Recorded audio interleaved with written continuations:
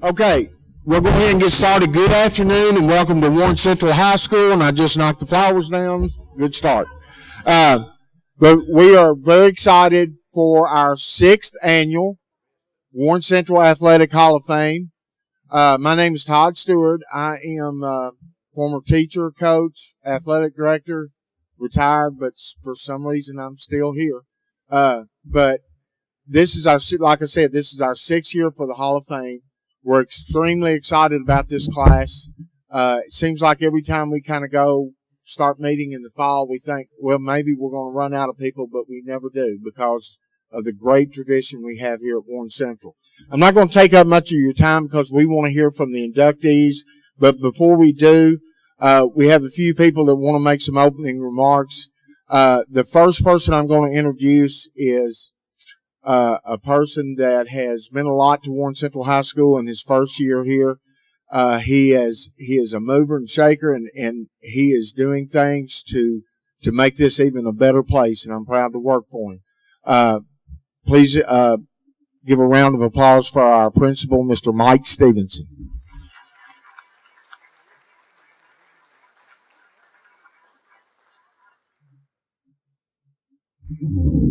Thank you so much. There's no pressure. The superintendent told me when I come up here, don't you knock the flowers over.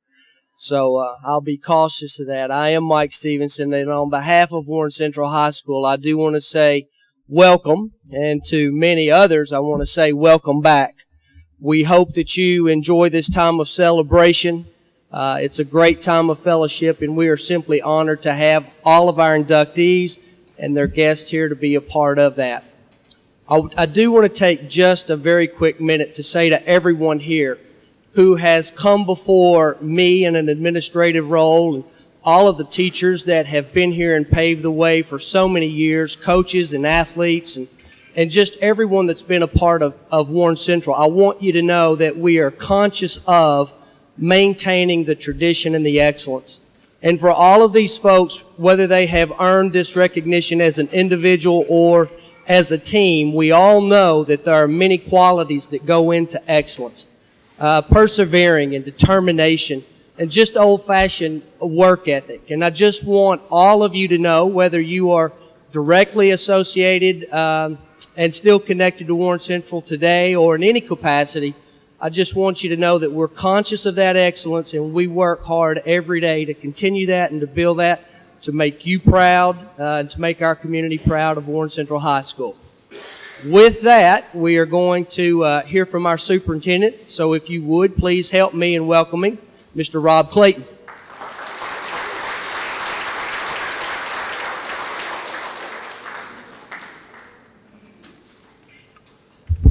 I'm going to try to stand back so I don't knock the flowers over Mr. Stevenson.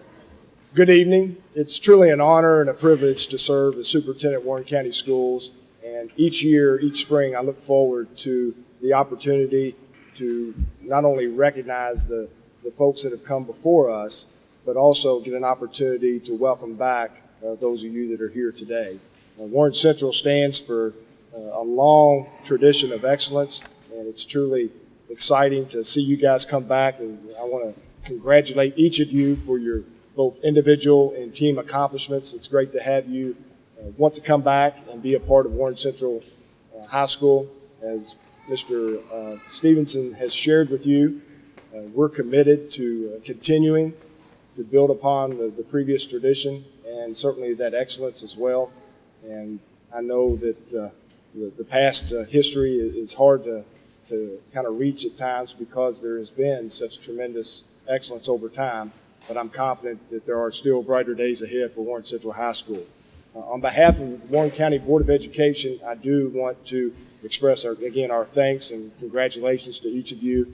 And I do have another engagement.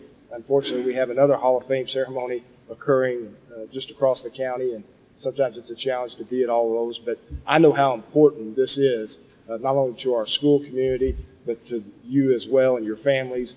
And so again, want to thank you all for being here, and thank you for allowing us to be a part of your lives here in Warren County Schools.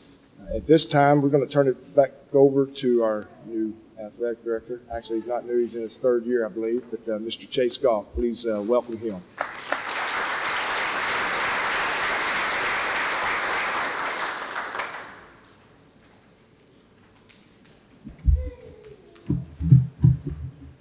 Coach Stewart and I are going to tag team this a little bit, recognizing a few people, and then we'll begin the actual induction part of the ceremony. I just want to welcome you once again on behalf of the Warren County School Board, Mr. Rob Clayton, Superintendent of Warren County Schools, Mr. Mike Stevenson, Principal of Warren Central High School. I just want to extend our welcome to each of you for being here tonight. I do want to recognize a few people in attendance.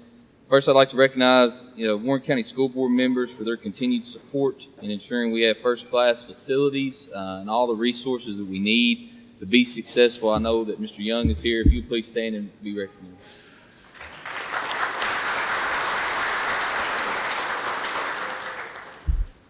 Next, you just heard from Superintendent Rob Clayton, as well as Assistant Superintendent Kathy Goff, Mr. Jason Cupcella, Eric Wilson, District Athletic Director, and the other members of the Warren County Central Office staff that makes tremendous strides to ensure that we have the resources necessary for our programs. Will you all please stand and be recognized as well?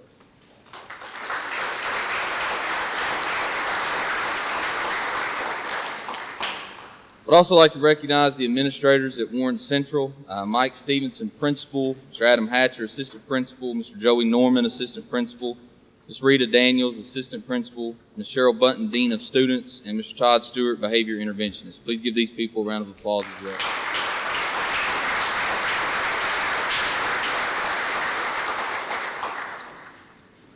Next, I would like to thank the Hall of Fame committee for their hard work on this event. There are a lot of things that go into being able to do this each and every year, and I'm proud at Warren Central that we have done this each and every year since we started, and I think it's great for our school and community. These people are Jerry and Rhonda Hemming, Joe and Lisa Hood, Todd Stewart, Patrick Edmondson, Barry Dye, David and Susan Thomason, and Junior Duff. Will you all please stand and be recognized?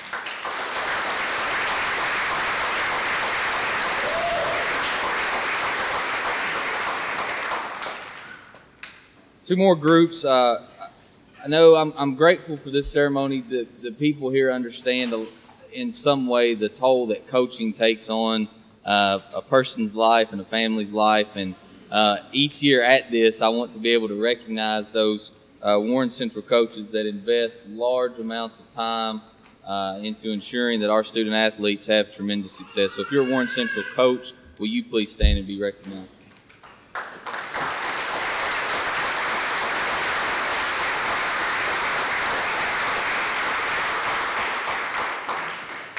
And lastly, I would like to also recognize Warren Central High School faculty and staff that come here each and every day and work their tails off to ensure that our students are reaching their fullest potential. So if you're a member of the Warren Central High School faculty or staff, will you also please stand and be recognized?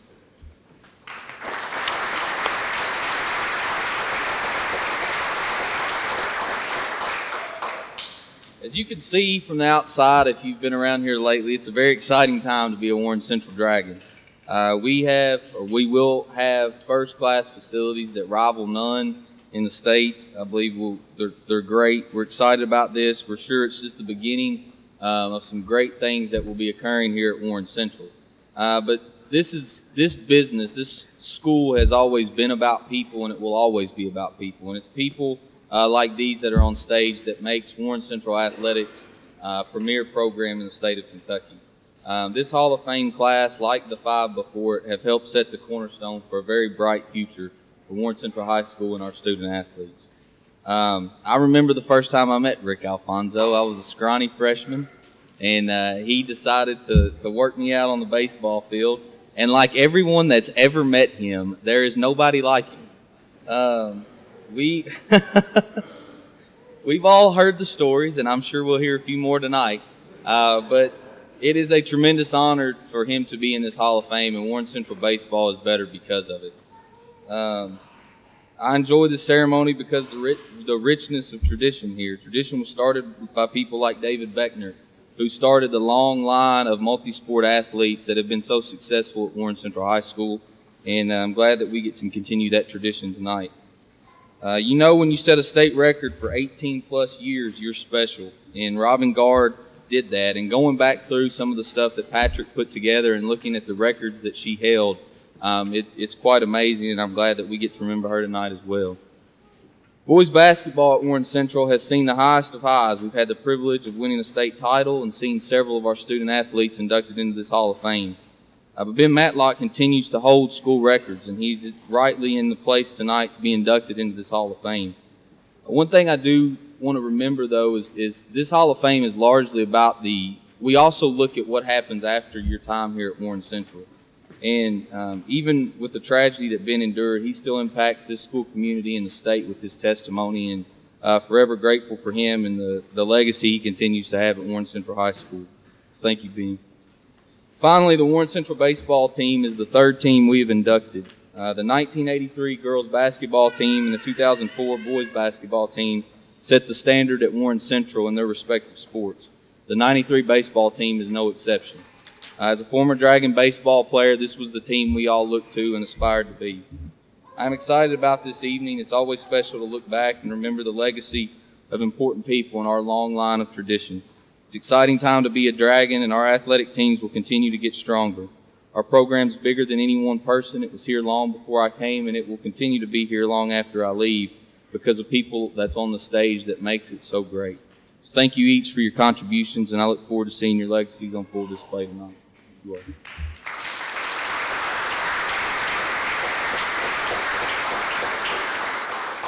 Thank you, Chase. And I can tell you, as a former athletic director, I know how hard he works each and every day for each one of our programs. So I do want to make a couple quick thank yous.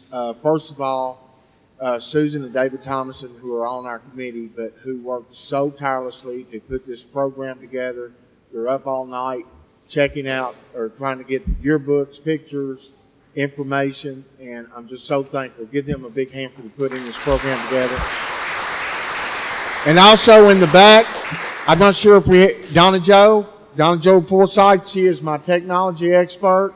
I know you all find this hard to believe, but I need help with technology, including turning my computer on each morning. All right, so let's get on with it.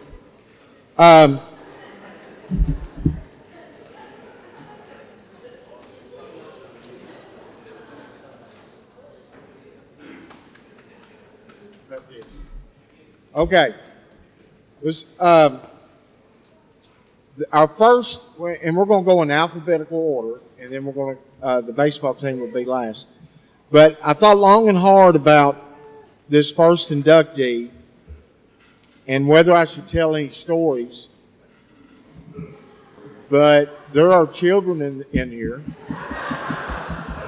so I'm not going to tell too many. I do want to say, I know Mr. McCraney is going to be up here in a minute to induct him, but Coach Riley was at our basketball game last night against Bowling Green, and we were talking about some old times and had some good times. And one story that we did talk about was on the first day of school, Miss Goff had asked all of the men to wear a tie. Well, I'm not sure Rick can tie a tie, but he came to school and his tie came down right here. I mean, it almost looked like a bow tie, but that's about as far as his tie came down. We thought it was the funniest looking thing ever. That's about the only PG-rated story I could tell on it. But I thought long and hard. Rick is now in the Hall of Fame. His son, Derek, is in the Warren Central Hall of Fame. Now, I'm trying to think, who is the toughest Alfonso? And there's no doubt, Nancy.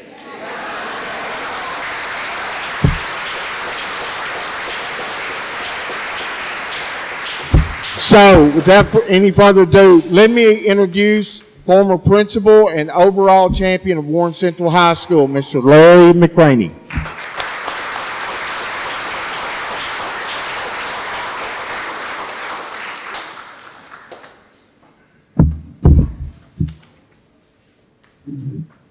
Thank you very much, Todd, for the introduction. It's always great to be back on the campus of Warren Central High School, which was my home away from home for 17 years. Yeah, it's also great to see so many former colleagues. There are 4 former principals in attendance tonight, and I know a 5th one over here that would like to be. Just kidding, Mike. But it's great to be here and have an opportunity to be a part of this induction ceremony for a great individual. First, I want to offer congratulations to all of the inductees into the 2016 class of the Hall of Fame. I have the privilege tonight to introduce to you Coach Rick Alfonso. I probably have the hardest job of all, as Todd said, and certainly Chase alluded to. He is a unique individual. But what can you say about Coach Alfonso? Well, plenty. For those of you who maybe don't know, Rick was born and raised in Tampa, Florida. His dad was a Tampa cop for many, many years. Rick attended Tampa Catholic High School, where he was a star baseball player. Now, I don't know what kind of student Rick was in school. I can suspect because of how much I know about him, what kind of student he was, but I do know that the year he graduated from high school, 6 of the nuns that had taught Rick joined the Baptist church.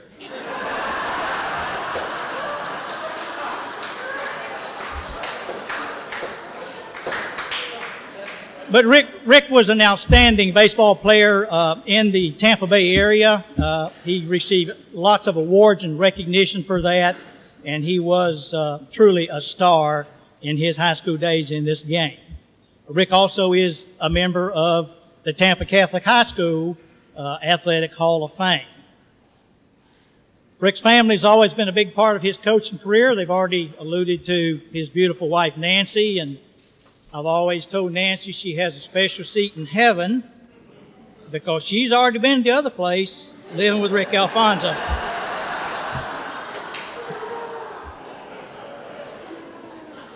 Rick and Nancy, of course, have 2 great children, Rena and Derek. Both attended and graduated from Warren Central High School, and it was a privilege to have them in our school. Rena, a great academic student and also a star in the arts. Derek, of course, an outstanding athlete and also a strong academic student. And I'm proud that they are graduates of Warren Central High School. Tonight I want to speak about Coach Alfonso really in about 3 different dimensions. First, Rick Alfonso, the teacher. Once a teacher, always a teacher, whether it's baseball or in the classroom. Rick was a health teacher here at Warren Central High School for many, many years. And I can say, from my experience with Rick, he was always concerned about the kids that were in his class. And I know on many, many occasions, Rick, if he knew a kid that was having alcohol or drug problems, would come to me and say, "Hey, Mac, we need to do a intervention with this kid, with his parents, to try to get him some help."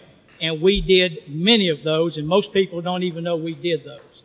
So that's the kind of individual Rick was. He was concerned about those kids in his classroom. The guy has a heart for kids. Rick had high expectations of the kids in his classroom, just like he does the baseball team. Rick had rules that had to be followed, and if you didn't follow those rules, then you had a price to pay. And I know these athletes up here tonight that have played for Rick know exactly what I'm talking about. Never had to go to the classroom and help Rick bring his class under control. He could handle it. Believe me, he could handle it. Rick was one of those kind of teachers. I know for a fact he loaned thousands of dollars during his career here to kids that needed lunch money or needed money for something. And I know he probably didn't get back most of that because I was behind him loaning. I never got back any either.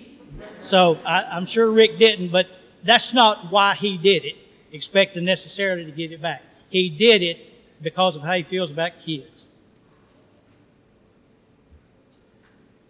Rick Alfonso, the coach, a person that says what he thinks, any place, anytime. Sometimes throws temper tantrums. Doesn't know what political correctness means. Never heard of it. He imposes his personality on those that are around him. Sounds like I'm describing Donald Trump, doesn't it? But I'm talking about Coach Alfonso. But Rick was always a coach, and still is, that had high expectations for his team. He expected them to be fundamentally strong. He expected them to be a disciplined team.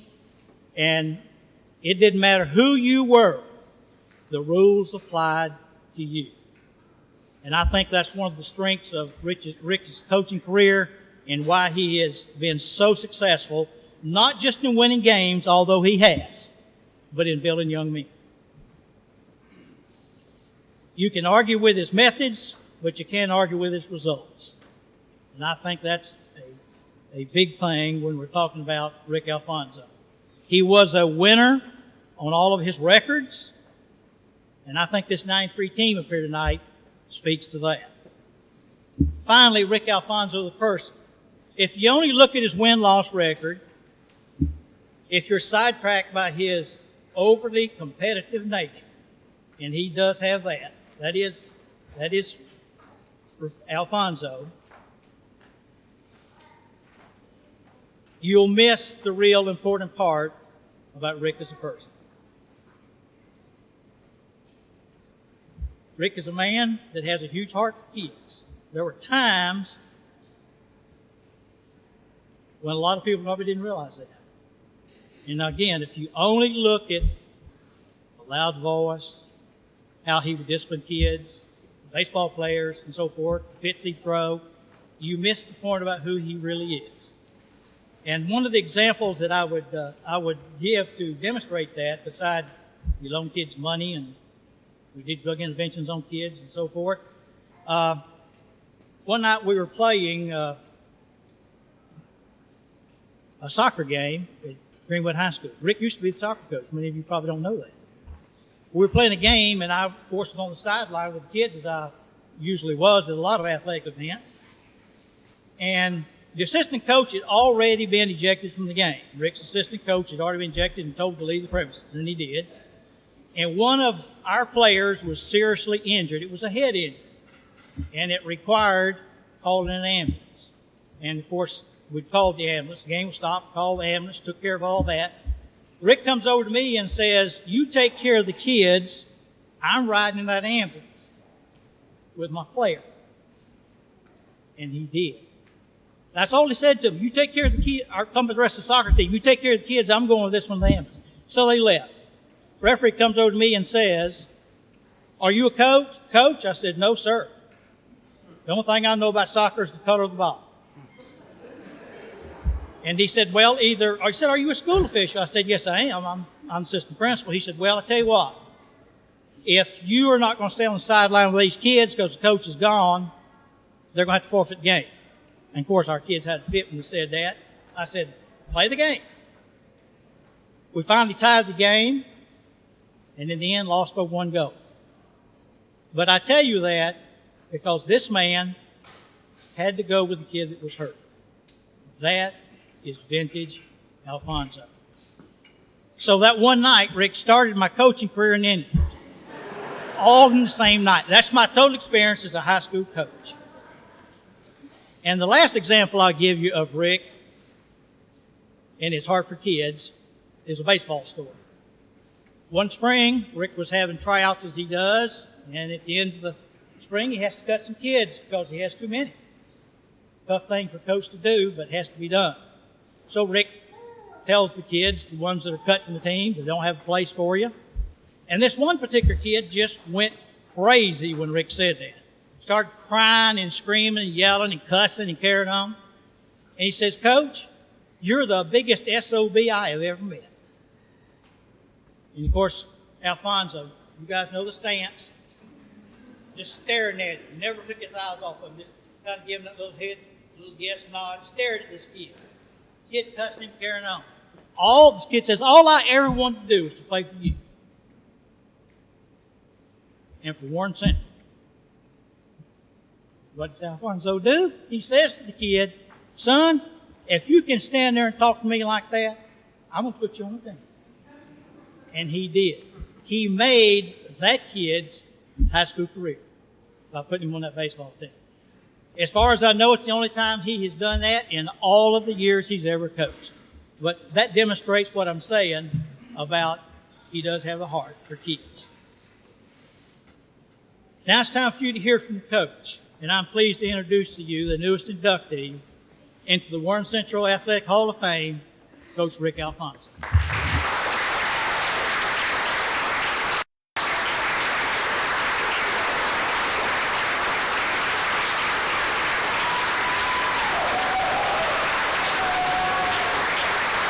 Thank you.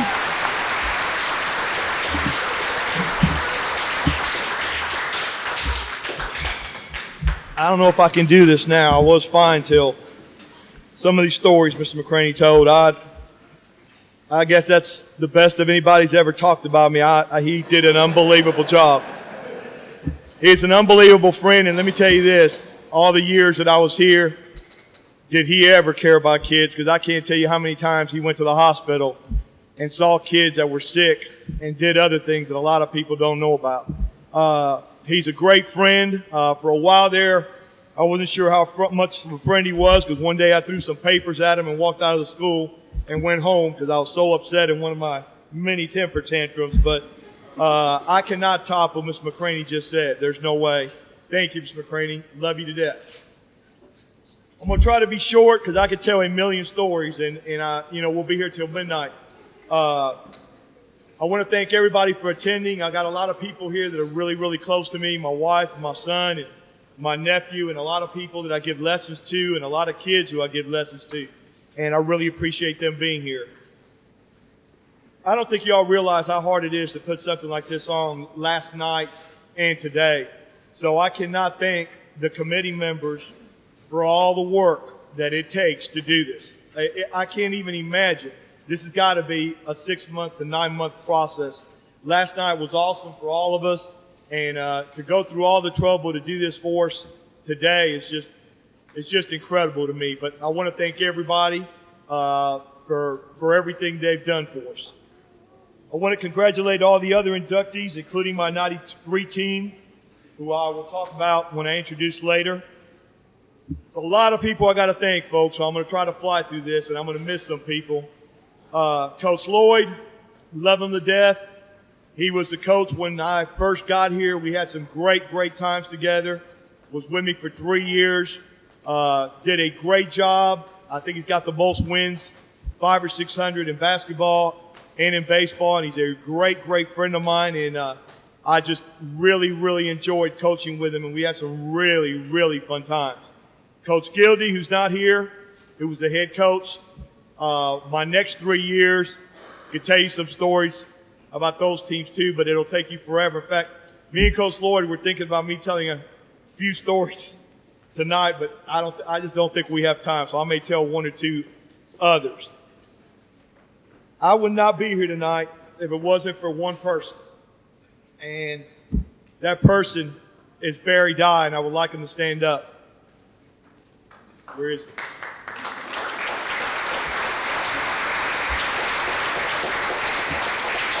When I started my student teaching, I did my student teaching under Barry Dye. And I didn't know if I wanted to be a teacher. I wanted to be a baseball coach. The only reason I was a teacher is because they told me I can't coach baseball unless I'm a teacher. So it took me, I think, 13 years to get my degree, but I finally made it and I ended up being a teacher. That's pretty close. I think it took like 10. But anyway, he believed in me. We were really close. He did let me do a lot of lessons when he sat and just watched me teach, which I was a nervous wreck like I am right now. And he's the one that went to see David Crow and actually got me hired. So, Mr. Dye, if it wasn't for you, I would never have taught a day at Warren Central. I would never have coached a ball game. So I owe it all to you. Love you to death, and I enjoyed all the years with you. Miss Goff, who I'm about put in Western State Mental Hospital probably, she's here. My last 2 or 3 years was probably worse than I was my first 13 or 14 years. I about drove her nuts. Her and Dale Brown and Leonard McCoy had no idea what to do with me. It's funny because I told my wife, Donald Trump reminds me of him every time I watch him. But love Miss Goff to death.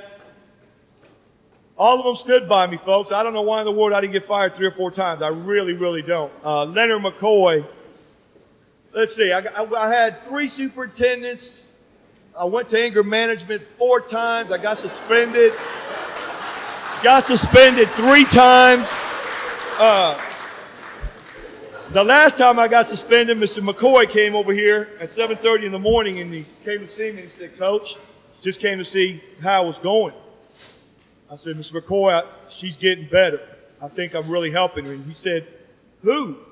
I said, the psychiatrist that I've been talking to. He said, she's supposed to be helping you. I said, well, I thought I was supposed to be helping her. But anyway, Mr. McCoy and Mr. Crow and me are a lot alike, and Mr. Crow stood by me through some really, really tough times. Phil Moore, I don't know who's here. He took care of our baseball field for 15 years. Every time I called him, he was there. Coach King, who's in the audience, who was a great assistant coach for me. My manager, Stephen Hufno, was my manager for 2 or 3 years and is with me every day just about, always checking on me. We even went to Butler County, where I lasted, Miss Golf, about 3 months. I was there about 3 months before I had one of my temper tantrums, and they asked me to leave there. I've been thrown out of more counties than, I don't know. I've lost count. But Leonard McCoy actually told Mr. Dyer one day, and Mr. Dyer verified, I said, I've never seen anybody. I'm in Georgia now, and I can honestly verify that there's nobody like Rick Alfonso in 2 different states. You remember that, Mr. Dyer? And the email. Dale Brown, Lord have mercy. When I was down in the dumps a few years back and having financial problems, I was only doing lessons at Thoroughbred Sports Academy. I didn't know what I was going to do. He calls me up at the house and asked me if I want to go teach at Lighthouse Academy. I said, well, I just got fired from Warren Central not long ago. What do you want me at Lighthouse Academy for? And this was his comment to me. He said, you need to be around kids. We got to have you around kids, and I want you to come to Lighthouse Academy. And I went to Lighthouse. It's one of the greatest jobs I've ever had. And he has become a great, great friend of mine. Even went to his Bible study classes and really, really enjoyed them. And just a great, great friend, and will always be a great friend to me. Want to make sure I don't forget nothing. Coach Biller, where are you? I wish you a lot of luck. Thanks for the hats. You got us all hats. These are the hats we're wearing. And I wanted to thank him. And Jamie, good luck with the softball team. Got your hands full, but I know you do a good job. On February of 2010, I was inducted into my high school Hall of Fame. I was inducted with 11 other players who all played professional baseball. Not minor league baseball, major league baseball.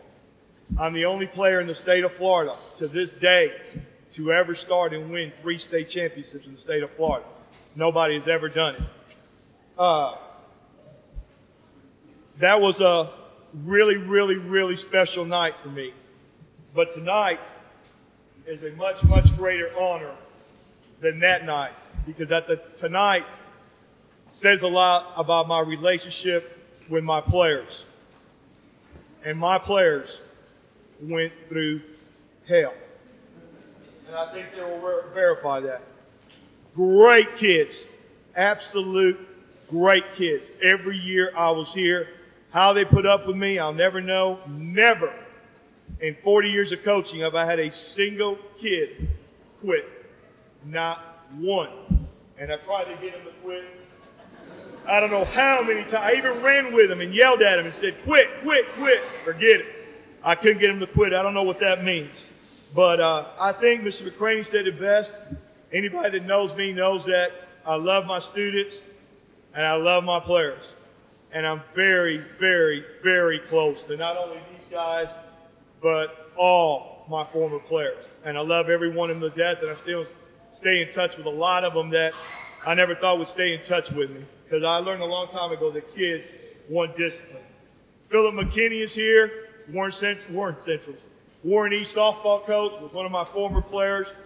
Really, really proud of him. Has done a phenomenal job with the Warren East softball team. They won the region last year. I watched him practice over there at our place, and he's a lot like me. A lot of people don't like him like they didn't like me, but you know what? At the end of practice, I see those girls hug him, come up and talk to him. They love him to death. They might not love him when he's coaching them, but they love him to death and they respect him. And I'm very, very proud of him and a bunch of these guys that have become coaches. As far as my career memories, real quick, it's got to be the 96 team that I suspended. We got beat 20-1 by Owensboro Poly right on that baseball field. I had warned them for 2.5 weeks. I took them out to center field. I told them, you see the gate? They said, yeah. I said, hit it. You're gone. They looked at me like I was crazy. They said, what? I said, you're gone. You're done. Hit the road. You'll come back when I say so. And I kicked them off the team for 3 weeks. Next morning, you can imagine. Crow calls me in the office. What in the world is going on? McCoy's on the phone. There's 3,000 million phone calls. Everybody wants you fired. What in the world are you doing? I said, I kicked them all off. I said, Mr. McCoy, you said, there's no way. You cannot do that. I said, well, you need to tell Mr. McCoy that you and him are going to coach the rest of the season because I'm done. They are not coming back until I say so. Well, he called me back 3-4 hours later about Mr. McCoy says, okay, do you know what you're doing? I said, you tell Mr. McCoy because the parents, Eddie McGuffey's here, the parents of my seniors are extremely worried that they're never going to get to play Bowling Green High in the last game of the season. This will be the last time they ever play Bowling Green High. I said, will you tell Mr. McCoy that we're going to have the worst record in the district and we are going to play Bowling Green High the first game of the district. And you tell Mr. McCoy that if I don't beat Bowling Green High the first game of the district, you can fire me on the spot. He said, Coach, did you just not get beat 20-1? I said, yeah. I said, but Bowling Green is scared to death of me, and they will not beat me. Well, we played the district game, brought them back. We got no hit, didn't get a single hit, and we beat them 1-0. Matt Logic is still, I can still see him in the dugout for an hour and a half. They turned the lights on him. He could not figure out how in the world did these guys do this. But I knew, and I told him before, give me everything you got, listen to what I tell you, and we'll beat them. I told them, look over there and look at them. They're over there clowning around, joking around. They think they're going to beat you by 30. They're not going to beat you, and we beat them. Came into school, we won the district. Mr. Crow had signs everywhere. Alfonso for governor. All over the school. We went in the region. I don't know how we did it. We killed everybody in the region. I come in here, and Mr. Crow's got signs anywhere. Alfonso for president. All over the school library, everywhere. We got beat in the semi-state, and I walk in, and Mr. Crow's got signs everywhere. Alfonso for dog catcher. All over the school. The entire place. And I got a letter from Mr. McCoy after the Bowling Green game that said, Rick Alfonso won. I still have it. Bowling Green 0. Absolutely incredible. Nothing else needs to be said. And I've still got it at the house. I'll tell you one story, folks, so you know that I don't know a thing about anything except baseball. Nothing. Can't drive a nail, can't turn a screw, can't change a flat tire, and I'll prove it to you. This is the oldest story about me anywhere, I guess.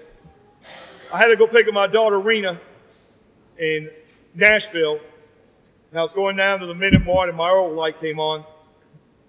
Don't know anything about cars, so I opened up the hood. I took out the dipstick. I went inside and got 5 cans of oil. This is a true story. I opened up the cans. I'm running late to pick up Rena in Nashville. I opened up the cans, and I start pouring this oil in the dipstick. And the oil's dripping down my fingers, my hands, and I'm like, you got to know my temper, okay? I'm not happy. I'm not happy. So I go inside the Minute Mart, and I get a straw. I put a straw inside the dipstick, and I pour the oil and pour it all on my straw. So I go inside the Minute Mart. I get another straw. I put that straw inside the dipstick, and I'm pouring, and this stuff's pouring in, and I'm going a fit. And this guy pulls up beside me, he goes, sir? I said, yeah. I said, I can't say what he said. He said, what in the world are you doing? I said, buddy, I said, I'm running late to get my daughter. I said, we could put people on the moon, but these idiots can't make a bigger hole than this to pour oil. That guy goes, well, if you take this cap off, you can pour it in there. I didn't have a clue. Not a clue. Coach Gildy loves to tell that story. But anyway, let me say this real quick. I'm very proud of the success that all my players have had, former players and these guys. I'm extremely proud of my son, Derek. because there's not a kid in the United States that went through more than that kid right there.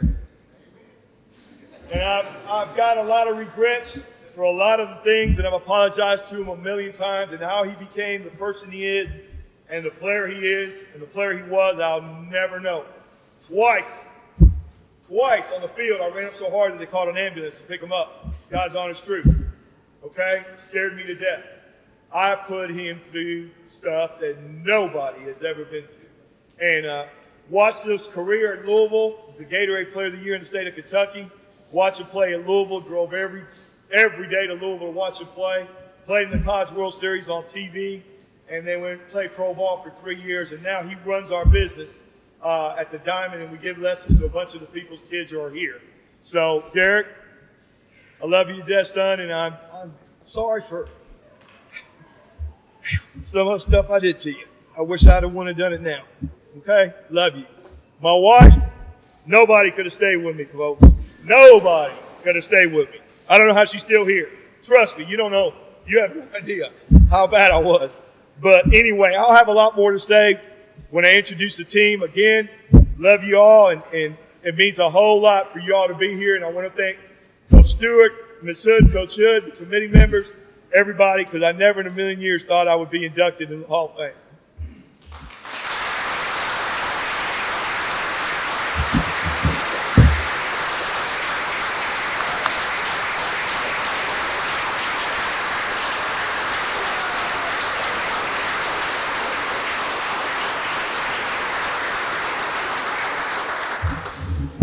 He moved this podium all around. And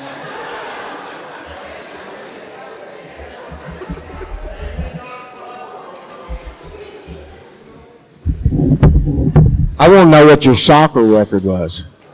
Well, I'll tell you what, Mr. Craney. Sounds like I don't even know the color of the ball. That's God's honest truth. it sounds like Mr. McCraney should have been the soccer coach. Hey, He brought him back. Took over, Nick O'Keefe took over. Remember that? Yeah. He's the one that does it. Okay. Our next presenter. Well, first of all, I'd like to say this guy was. I was not at Warren Central when he was here, but I did get the privilege of meeting him at Logan County High School. When I graduated from Western, I did my student teaching and actually coached 1 year at Logan County, and he was there at that time.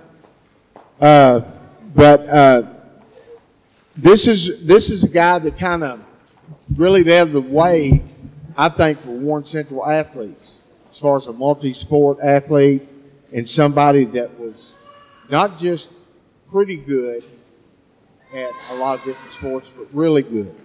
So it's my privilege to introduce a former, who's going to be inducting David in just a few minutes, but a former teacher and coach here at Warren Central, Mr. Rick White.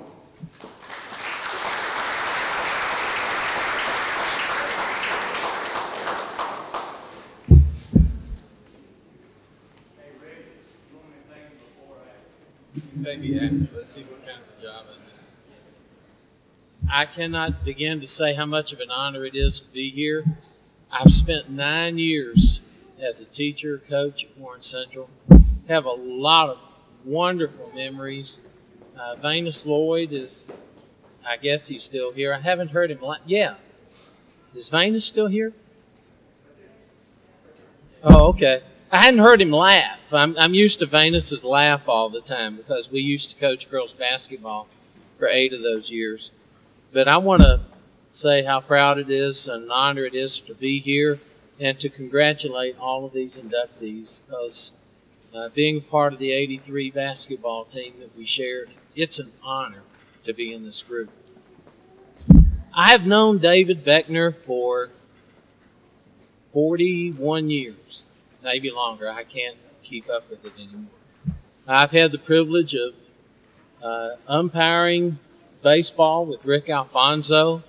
Robin Gard and her sister Tracy were students of mine when I taught here.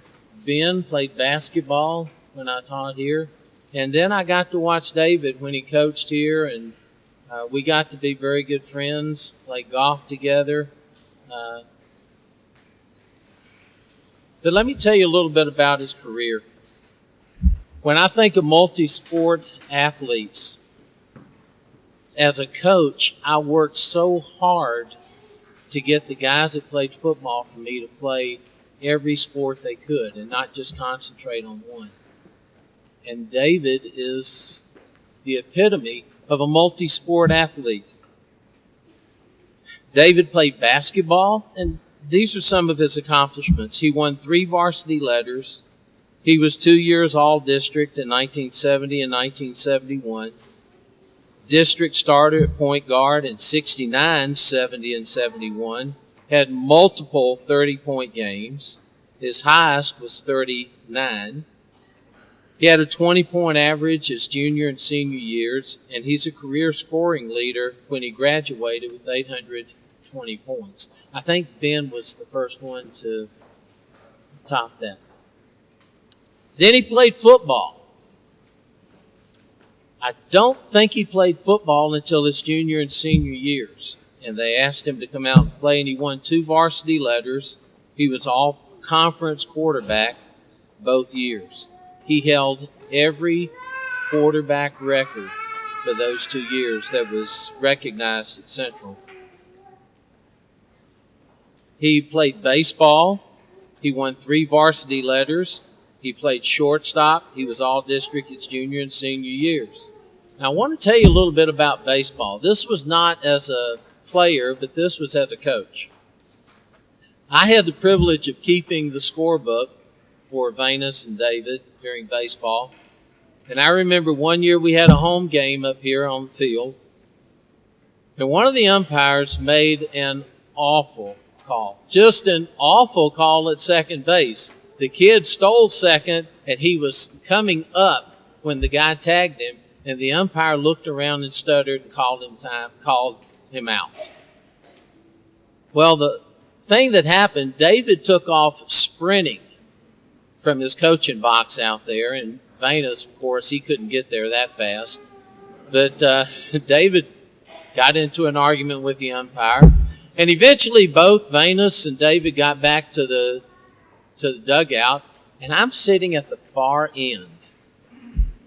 And the umpire walked over and got right in front of the dugout, crossed his eyes or across his arms, and looked at him and said, "You're out of the game." And Venus said, "You've got to throw me out." He said, "Okay, the big one can stay, the little one's got to go."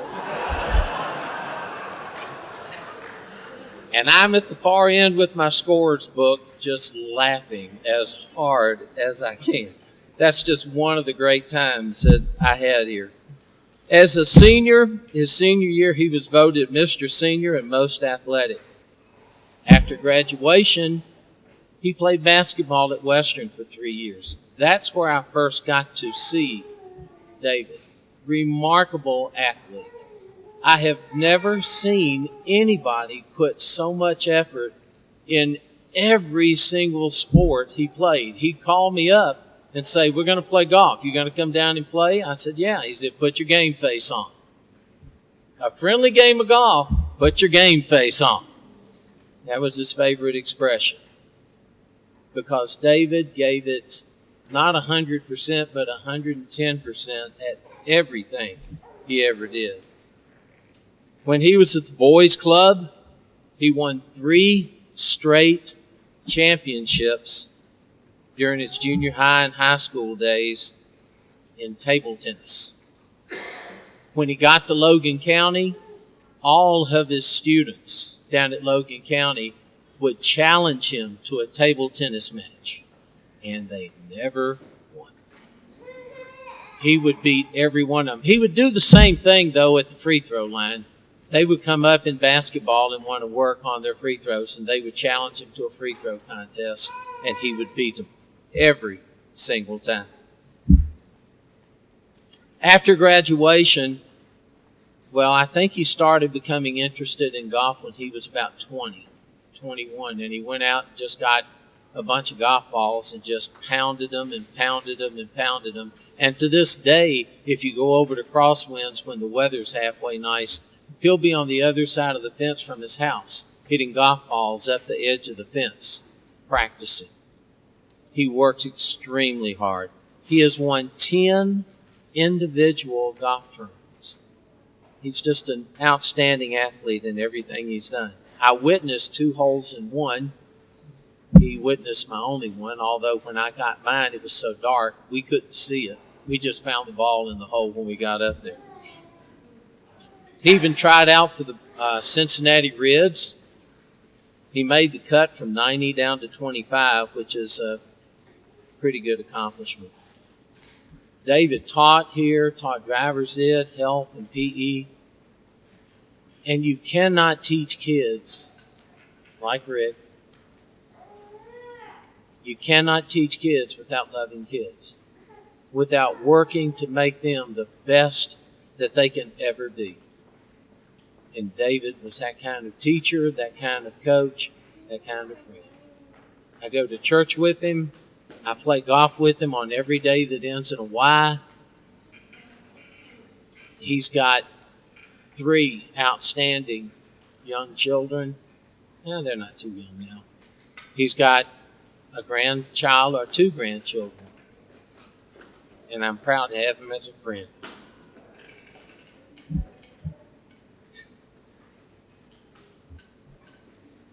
When I first got to Warren Central, I went in to see the office or see my desk or see my room where I was going to teach. And I had this really, really nice desk in my room. I came back the next day and it was gone. And all that was left was this raggedy, run-down wooden desk that looked like it was 100 years old. Mr. Crow came walking in. And I said, "Mr. Crow, what happened to my desk?" He said, "Mr. Beckner got your desk." I said, "Mr. Beckner, why does he get my desk?" He said, "Well, we go by seniority around here, so he got your desk." And when I met David, it was because of that, and we've been good friends ever since. So I'm proud to introduce David as a fellow Hall of Famer for Warren Central High School.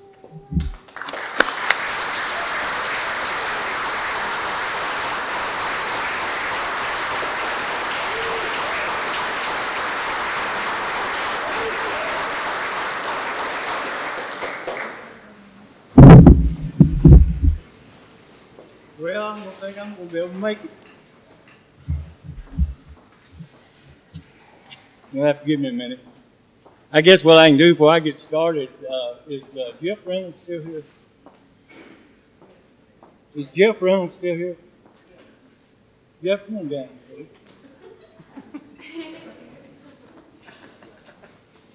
I'm not going to embarrass you too bad.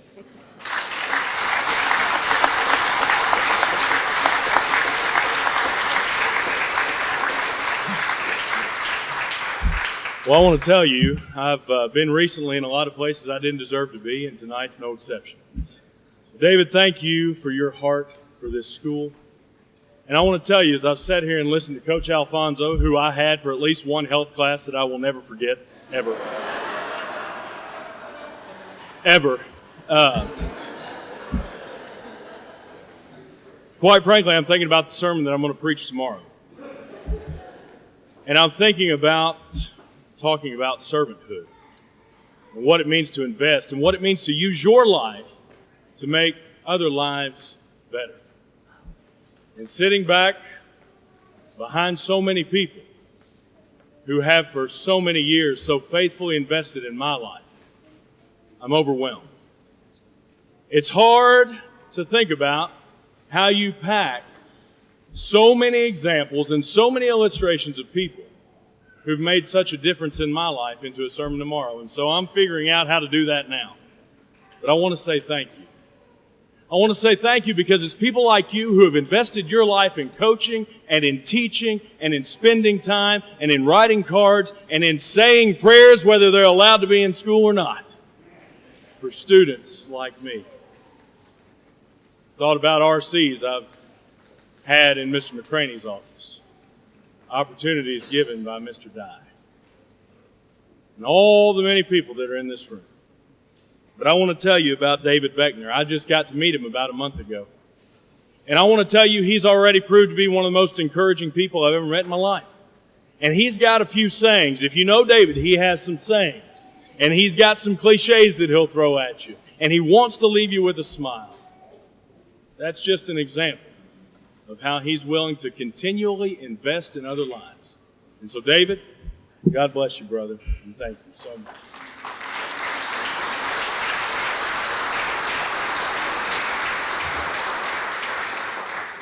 Thank you, Jeff. I just wanted to brag on him because we're excited to having him as our preacher. On a lighter note, I'd like to thank the committee for having this Hall of Fame induction on my birthday. Today's my birthday. It's also Vanna Lloyd's birthday. Anybody else got a birthday today? So Vanus and I always share a birthday, and he said if you have any gifts for him, you can just give them to him on your way out. Barry Dye told me not to take all day. I told him I'd go about 3.5 minutes. Obviously, it's a big honor to be inducted in this Hall of Fame. Obviously, I'm the oldest. I was here day one, first day of Warren Central. My first year as a freshman, 67, 68. Was the last year of Warren County High School. And so then Mr. David Crow came over from Alberton High School, and he was like 24 years old, and I was like 15, if you can believe that. And again, I want to thank the committee and Barry Dye, because Barry Dye and I graduated from Warren Central together. We played football together. He was an offensive guard when I played quarterback. That's the only reason I can still stand, because he protected me from all those mean guys from Tompkinsville and places like that. So I appreciate playing with him and graduating with him. Obviously, I'm going to thank a lot of different people, but like, anybody remember Al McGuire? 1977, won the championship. His son played on that team. Just like your son played on your team. And the press asked him one time, he said, Coach, how come you play your son ahead of that other guard? He said, I love my son. So that's the reason he played. So I'm going to start with my family, because we're all on a timeline. Until you kick the bucket, you're on a timeline. My timeline, I'm over here somewhere. I'm going to recognize some of my family members that I'm so proud of. First one is my mother. I want my mother to stand up.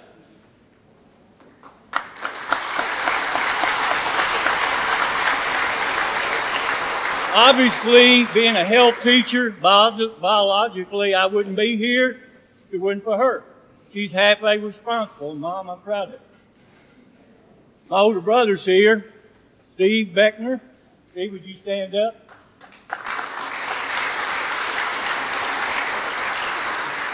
Without his support, I promise you I wouldn't be here. When I was 8 years old, if you can believe it, I've been 8 years old, he was 11. We just wandered around the neighborhood and all that kind of stuff. I didn't have a clue about anything. He comes home one summer afternoon and says, David, Terry, you know where I went today? I went to the boys club. Boys club? What's that? So he took me to the boys club and took my brother Terry. He was probably about 6, and signed us up at the boys club. They had basketball, football, table tennis, all kinds of different things. And the best thing they had, if you took a shower, you got something to eat. So I was finally clean. But what that did for me, by my older brother getting me to the boys club, I started shooting basketballs, throwing footballs, throwing baseballs, and all that kind of stuff, and found out, man, this is fun. And the ones that you can probably remember, David Eccles and Stan England. David used to work in this school system. When I got there as an 8-year-old, he was one of the older guys at about 13 or 14. And he kind of took me under his wing, kind of taught me different things. So that started my sports career. If my brother had not got me to the boys club, then I would have never probably been in this situation. Also, when I started going to the boys club, I bet I didn't miss a day for 6 years. After school, that's where I went, because that's where I wanted to go. Because I love the people, and I got to do activities. And when I didn't miss a day for like 3 years of those years, they voted me Boy of the Year. I don't know why. I love to go. I have 3 children, which are not children anymore. And I have 2 sons. Jay, would you stand up, please? I'm not.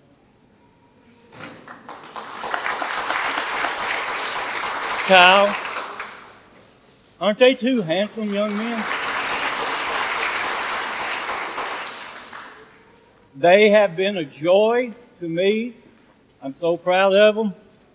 They're both successful, very intelligent, and I can tell that when I ask them about technology and stuff like that. I feel like Fred Flintstone when it comes to them.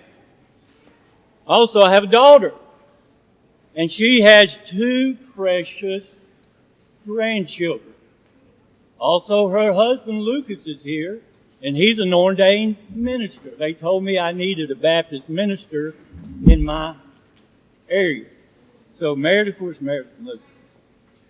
Oh, Meredith has got my grandson, and his middle name is David. Can you believe that? And Coach, he's stocky. He looks like a catcher. And where's little Clara? My granddaughter, she will be 3 in March. I guess she left. But I'm so proud of them. When I see them, it really makes my day.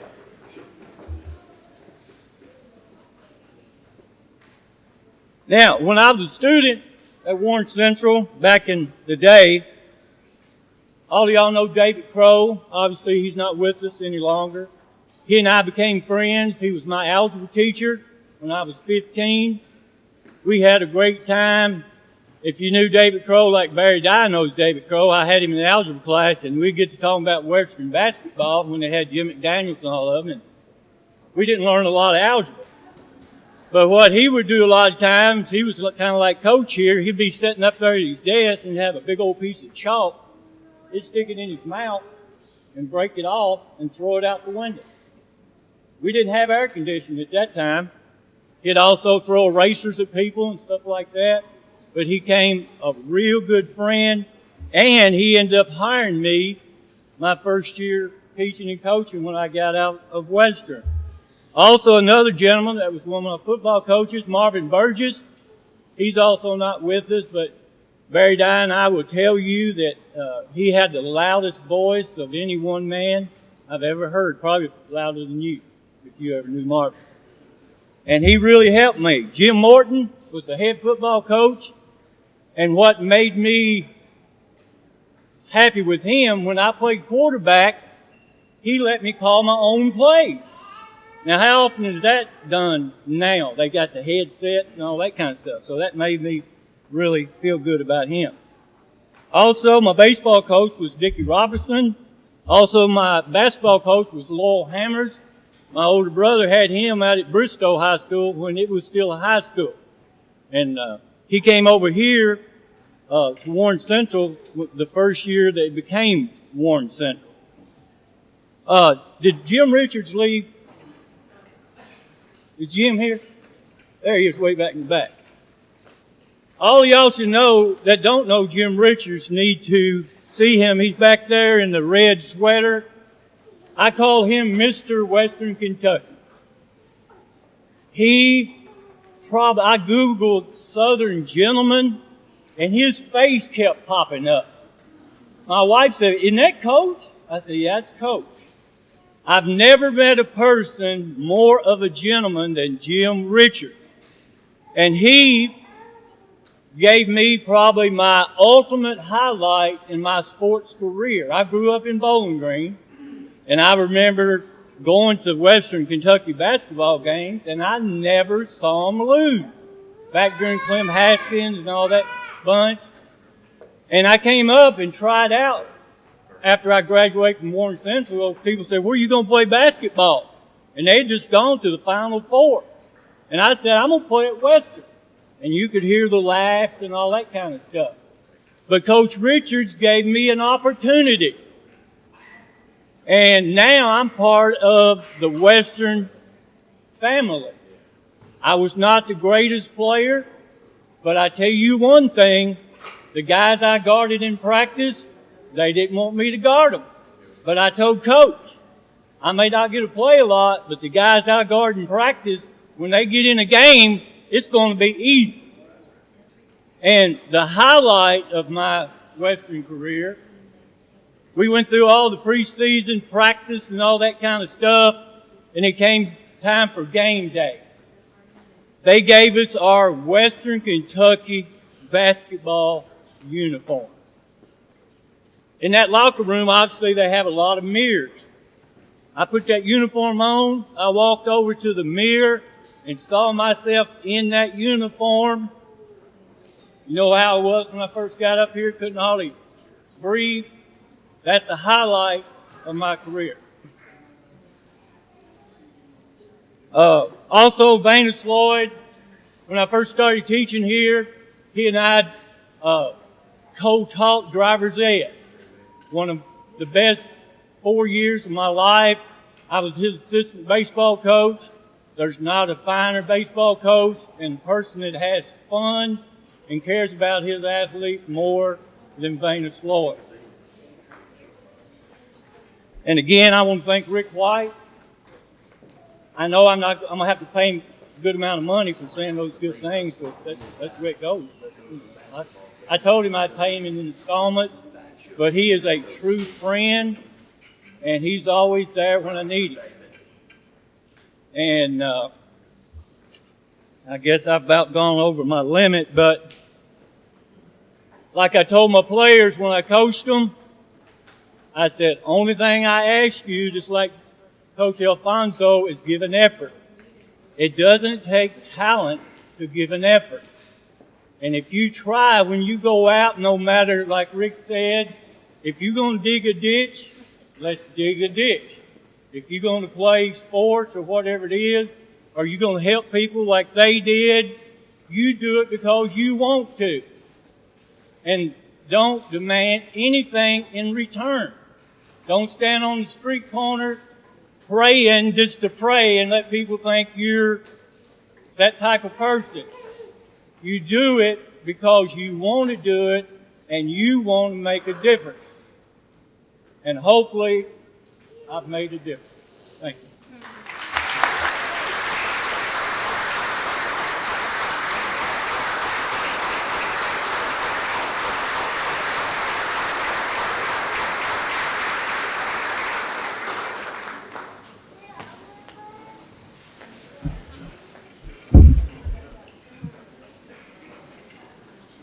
Okay, our next recipient, and let me start out by saying I cannot believe that she's not here today, because why in the world would anybody not want to come to this weather?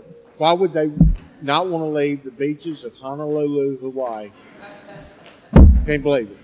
But our next recipient is someone, and I don't want to steal, her dad is going to accept for her, and I don't want to steal his thunder, but when you think about someone who breaks a state record, and in today's world, the way athletes just keep getting better and better, and that record holds for 18 years.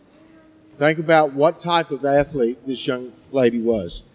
But to induct his daughter into Robin Gard Kelly into the Warren Central Athletic Hall of Fame is Mr. Tom Gard.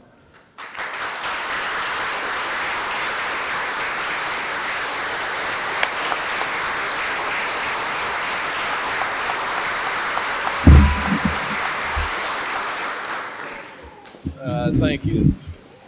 Robin thanks you. I talked to her on the phone before I came. And she said she was nervous. I said, you're 3,500 miles away. What are you nervous about? But she really feels like it's an honor, and she says that she would appreciate if I'd relay the message to y'all and the committee and the appreciation of the recognition. And I'll just tell you just a brief story. He mentioned that Robin held the record for 18 years. She broke a record that was 5 minutes old. There was a gal that was jumping in that same meet from Marshall that had cleaned up the state everywhere that Marshall was running that year, and broke the Kentucky state record. And Robin came over to me and she said, you know, she just broke the state record. She says, I never jumped that high before. I said, well, I know that, but doesn't mean you can't. And she said, okay. I said, well, just go over there and break it. I said, you know, she's been winning everything, and you've been winning everything. It's about time the two best get together. And so I think the gal jumped like 5'10", 5'9", 3/4. I don't remember. I slept since then. But Robin went over and broke her record by about 1.5 inches or so the very next jump. So I guess maybe she holds the shortest state record that's ever been. But I do appreciate like I say, that y'all even have a Hall of Fame. There's a lot of high schools that don't. And this says a whole lot just about the staff that y'all have here and the coaches and the attitude of this school that towards sports and the importance of sports. I know Robin got a 5-year scholarship to Indiana University because of sports. Tracy got a full scholarship down to Murray because of sports. It sure lightened my pocketbook. And Allison, the oldest, played softball, and she hurt a knee, didn't get to participate as much as she wanted to as far as sports, but at least she got a lot of grant and aids and still got me off the hook. So, but in Robin's behalf, I do appreciate it, and I'm going to send this on to Hawaii, and I know this plaque will never be cold again. Thank y'all.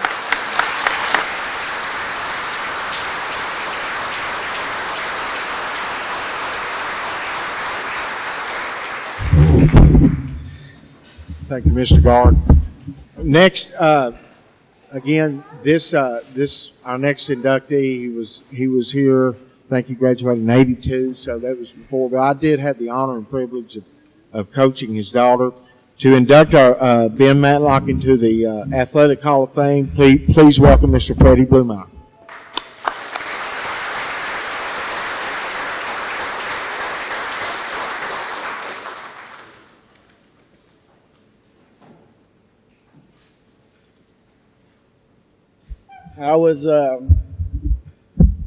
It was an honor for Ben to ask me to induct him in this. I have 2 boys that go to Central right now. I got one boy's a senior and one's a junior. And, of course, when I was in high school, I was a crosstown rival at Warren East.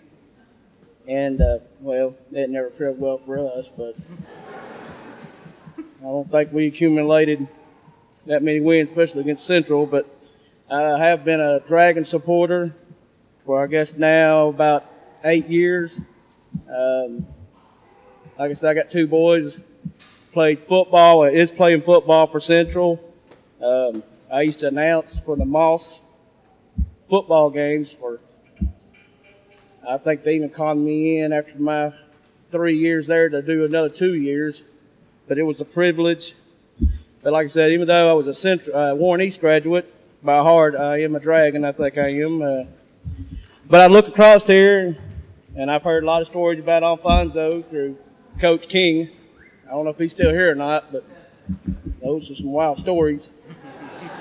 I get the privilege of pretty much every day dealing with Jason Mills in the back there where I work at. He's one of my main contractors, and he'll tell stories too. And then Bobby Green, me and him worked together for quite a bit of years. The guy I want to introduce today, I guess we've been working together for what now, 20 plus years, Ben? 25. I told him, I guess for the last 5 years, I said, Ben, the day that I get fired or I quit, you're going to know, because I'm going to take a ladder, I'm going to roll it up to you, I'm going to lock that step down, I'm going to get up to the very top of it, and I'm going to punch you in the face. Of course, if you know Ben, it's like, oh, you don't want to do that. I said, don't you worry, I can run. He said, so can I. I said, well, I guess that's a good idea. Working with Ben for, 20 plus years, he's like family. You put that many years in one company, it's like your home because you're there more than you are your own home. Kind of like Coach Stevens. I don't think he ever goes home. I think every time I see him, he's here. He puts a lot of hard work and dedication into this program and to these boys. I mean, he's a coach that gives 110, and so does Billard. I see him all the time, either at the Diamond or here at Central. And Warren Central has probably one of the richest traditions that I've ever seen. Even Coach Goff over here, or Coach Goff, AD Goff, he puts his time in a day too. Mr. Stevenson, I don't care what kind of day he's had, he's always smiling, shaking your hand. He's a good guy. I mean, he's a great principal. But a little bit about Ben. He's the first Dragon to score 1,000 points plus.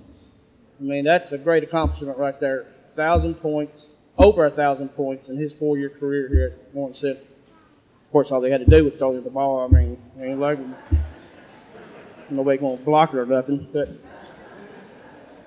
But he earned all district and all region honors and played on the 1982 team that won the 4th region championship. I mean, I don't have a son that plays on a basketball team, but you can ask Goff or Stevens. I come to every basketball game. I travel with the team, and I can only imagine what the accomplishments Ben did as a player here. He's, of course, he's 7 foot. I mean, it ain't going to take much to get him the ball and get him to lay it up. But Ben, you are a great guy. He holds the record for single season and career rebound average. I mean, that right there, it'll probably hold for many more years. Ben had the privilege of playing over at Pearl River Junior College and then finally went to Bryan College. I don't know, Ben is just one of those guys, when you're at work, you can be in a rotten mood. Of course, if you work at Lowe's 20 plus years, you're going to be in rotten moods. I ain't going to say nothing but Jason Mills over there, but it can put you in, no, Jason's a great guy. But anyways, I'd like to go ahead and introduce Ben Matlock. And if you take the pictures, try to get me into it. You'll see when he stands up, you're going to have to get a wide angle shot of it because you ain't going to get me. But anyways, Ben Matlock.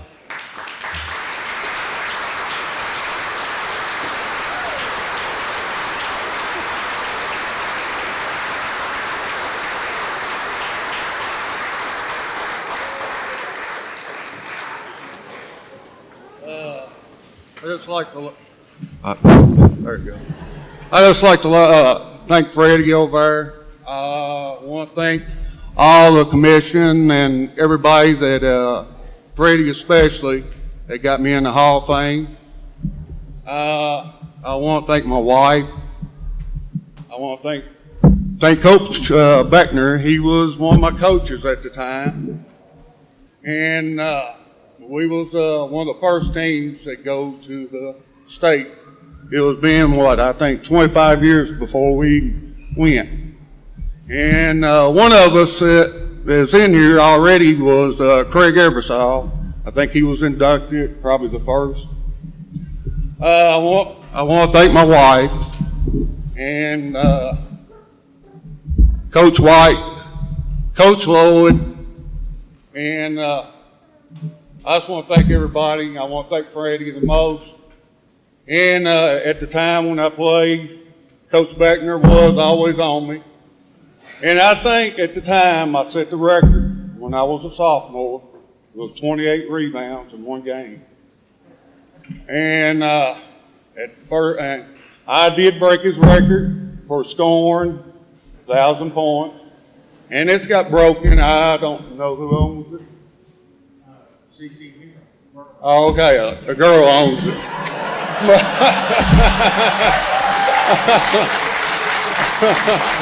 So I want to thank her too.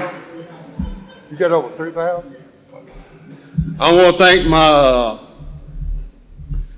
thank God, and I want to thank my daughter that's not here today. I want to thank my son, and I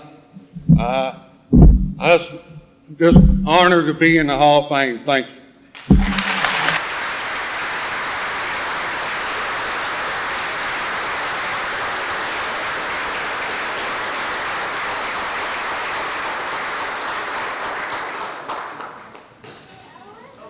Thinking about where I'm going to eat tonight, I thank everybody but my wife. Can you believe that? BK, stand up.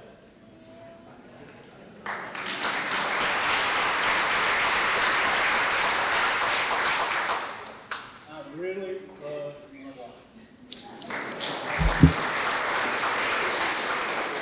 wife. Okay, real quickly, I do need to thank some of our sponsors. These people make this night, or last night and this night, possible, okay? And, well, just in case you didn't know, we're always accepting donations. Warren Central Hall of Fame.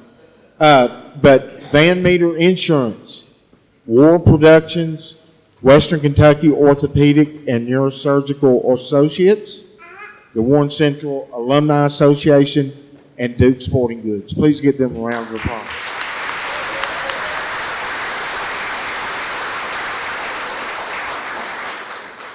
And I think it would be, is Vanus still here? Okay. See, everybody's mentioned Vanus. I was going to have him say something, but we want to get out of here before 10. Our next group that we're going to recognize is the third team overall to go into the Warren Central Athletic Hall of Fame. The other two teams were state champions, and this team almost was itself. I look at them. No, none of them were ever in trouble. But a great bunch of guys. And I'm sure that Coach Alfonso is going to attest to that. It is, again, I'd like to call up Coach Alfonso.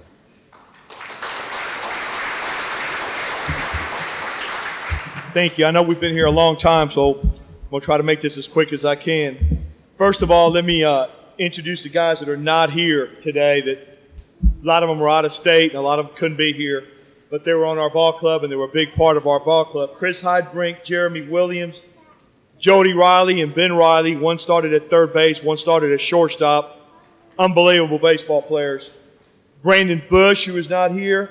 Brad Davenport, who God only knows where he's at. I think he's in California, the bartender, who knows.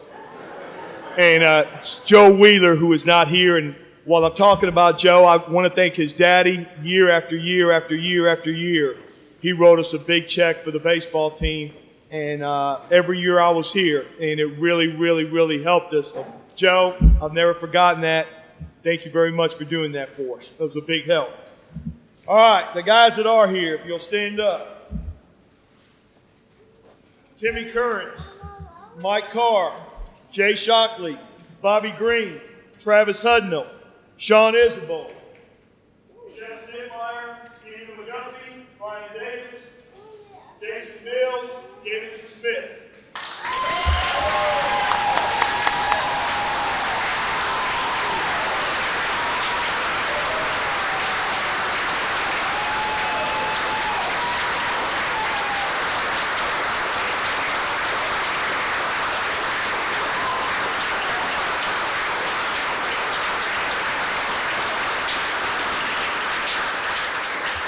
Y'all can sit, fellas.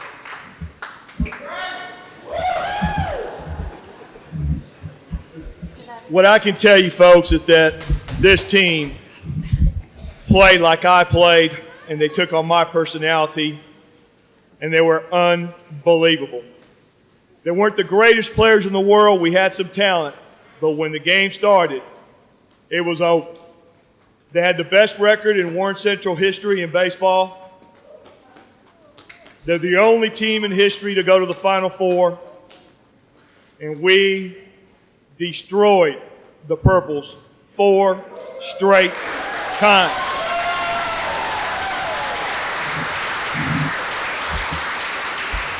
We had only one senior, Jason Mills, and what a lot of people don't know is that the rest of these guys beat Bowling Green 7 straight games, which had never been done before. All of these guys are extremely successful. Mike, I think I got 2 or 3 millionaires up here. Travis Hunnell's a millionaire. Jason Mills, I think he's a billionaire. Over here, where's Mike Carr runs 5 or 6 Zaxby's all over town, and you see Jameson Smith stand up. Jameson eats there about 3 times a day. You see?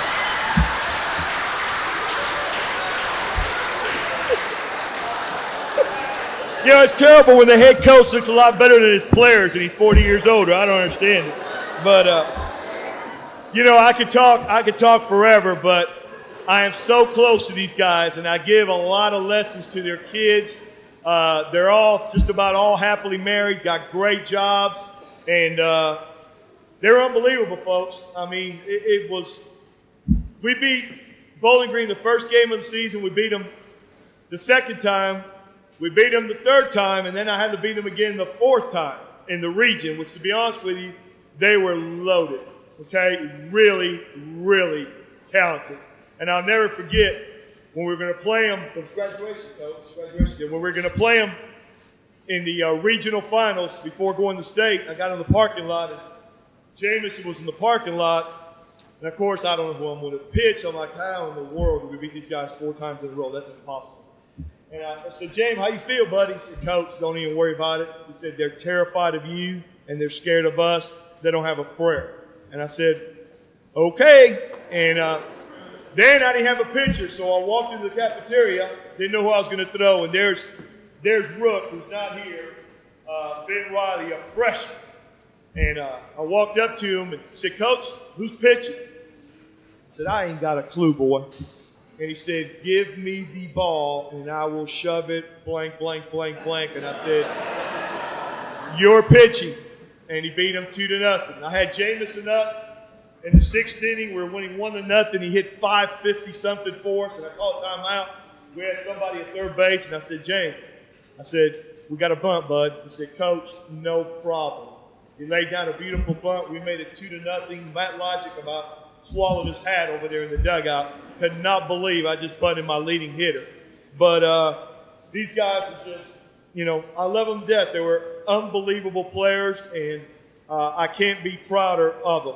I'll tell you one quick story. We were in Florida, and Ben Riley's up to bat. We got an umpire behind the plate who I don't have a great reputation with him either, but Ben is up to bat, and the umpire calls a terrible pitch, and Ben turns around and says something to him. You're gone. Throws him out. I'm like, what in the world? So I walk up to the umpire and say, why'd you throw him out? He said, Coach, did you hear what he told me? I said, no, I have no idea what he told you. I don't understand why you threw him out. He told me to sell 2 of my gold teeth and buy myself some glasses. So I walked up to Riley after and I said, you are running to death when this game's over. Well, these guys will remember. I sent Ben out there to right field to run 20 poles. There they all go. Y'all remember that? All 20 of them ran all 20 poles with them. And that's when I knew that I had a special team. The only team I've ever coached here, I get to practice, and they were practicing themselves for an hour. I mean, they were just that type of kids. Nidmeyer won 10 games and not lose a game for us. Kearns was unbelievable at the plate. He hit him in the trailer park in practice, ended up hitting 37 home runs in college, which is absolutely unbelievable. They went pro like Derek did. Mike was our first baseman. Shockley pitched for him, all the left-handed pitcher. McGuffey was a huge part of our team. And Bobby was great at catcher. Bills, unbelievable second baseman. Jameson, I don't know how many guys he threw out at first base on bases to right field. Never seen it done since, never seen it done since, before. And Isabel, I played with 27 players on my team that went pro out of high school, out of Tampa Catholic. I caught 13 guys that went pro that were pitchers in my 4 years of high school. That is the greatest center fielder of all time. I have never in my life seen anybody play center field like Sean Isabel. And I'm with him every day.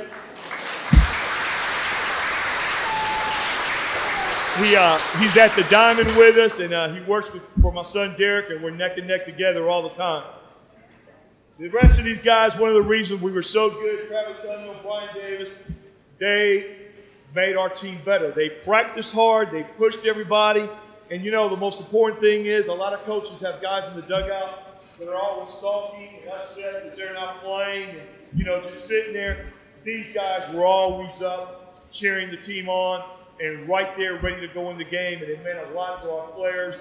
And there were great teammates, and a lot of them became really good players after that. So I'm extremely, extremely proud of what they've accomplished and what they have done as players. And I don't think there'll be another team like this again, ever, that comes here as far as baseball, because they were just incredible. Kids just don't play the way these guys play. And anybody got any stories or want to say anything real quick, fellas? They're all scared to death. I told Kearns is the quietest person on earth, and I told him that he's going to have to speak for an hour tonight. He said he wasn't coming. There's no way. But they're all scared to death. But anything you want me to say? Anybody? Yes.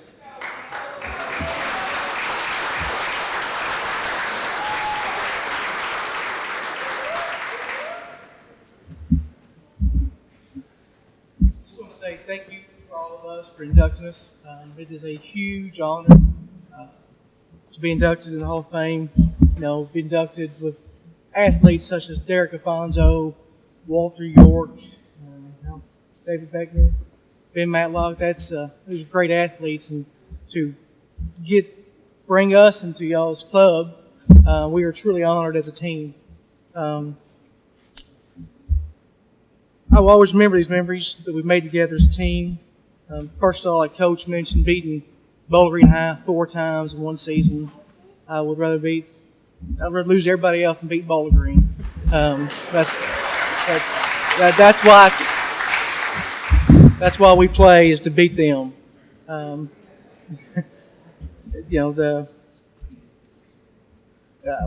We played against several professional that went on to play professional ball. I think at one time we was playing Tampa Catholic, wasn't it? And we was playing against a guy named it's the Marlins catcher, Charles Johnson. We were playing Tampa Catholic, and Sean Isbell was the fastest guy in Bowling Green. I'm not kidding, he was fast. Well, Coach gives a still signal, but he steals.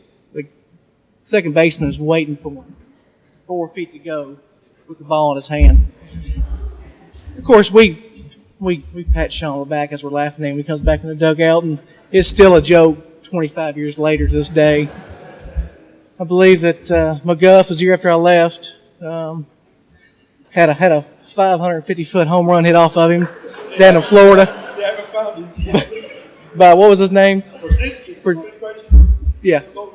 Yeah. We played against some professional guy, Brad Wilkerson, out of Apollo.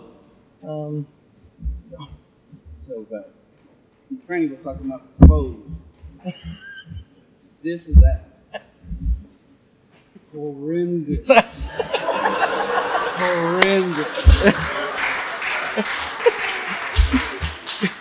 Just like Mills was saying, we did a lot of stuff as far as practicing together, but we played for one another. But it was not just for each other. I mean, it was still for Central. I mean, it was. I played a couple other sports too. At Coach Hood as football coach, you put the work in, you play together, you commit. It's about commitment. blood, sweat, and tears, some of the stories that he talked about. This is my junior year, his senior year. My senior year, I got left going to Florida. I flew down. He didn't get left. He missed the bus. I missed the bus. I mean, shit, it's the same. It's the same. So while giving lessons, it'll come up from time to time. At the same time, Coach Bobby Green's dad, they was at the airport to get me. That day we played Dr. Phillips, which is the number 1 team in the nation. That was again another long bomb that McGruff gave up. But again, he had several pitches against Bowling Green. I mean, we went 3-2. It was just stay in the game. A lot of times with Alf, it was the foe. Do what I tell you, we'll win the game. So we go and do what we had to do. Mills, like I said, he was our only senior, so we looked to him leadership. Plus, he drove around. Kids now have some systems, but you know, we got to play. We are the champions a lot when we left the ball game. We played through it. We found a way to win. Again, it's a central way. To all the guys, even the guys that's not here, coach. I get to mess with him daily. A lot of love. For some of the guys I hadn't seen in years, but Mills, our kids get to play together. Still get to stay in contact with some. But again, to the committee, Coach Stewart, I mean, it's Coach Stewart for basketball. I wish Mr. Lloyd was still here, but he attended a lot of our games on the road, with training. Caught some spade games on the bus. You know, it was family. It was family more than anything. So just with all the guys, for the love I have for Alf, even when I made my decision to go to Louisville, I went, had dinner. I called her Mama Nancy. I told him what I was looking to try to do. I got hurt in tryouts, but still, you could talk to Coach about anything at any time. He made himself available. I was fortunate enough, like I said, to have a great coach, teammates, and that was coaches in all sports. Coach Hood. Can't say enough about that guy. I get to talk with him and share times with him. With my young guys, I coach some travel ball. We're in Dukes, but just some of the stories, lots and lots of stories. But it was the experience, and for that, priceless.